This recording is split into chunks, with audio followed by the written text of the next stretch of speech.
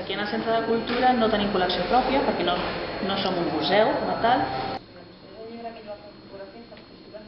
Nosaltres com a centre cultural, si tenim exposicions, són temporals i no estem dedicats tant a l'art com a exposicions temàtiques.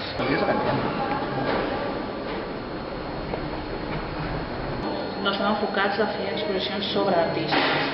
Sí que en els continguts de les exposicions moltes vegades hi ha obres d'artistes locals. És una forma d'expressió creiem més contemporània i que permet també mostrar diferents vessants.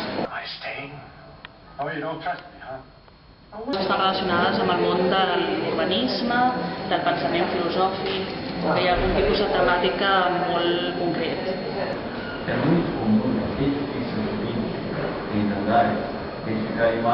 Igualment s'aposta per pintura, per escultura, per obres, però no és el nostre principal objectiu.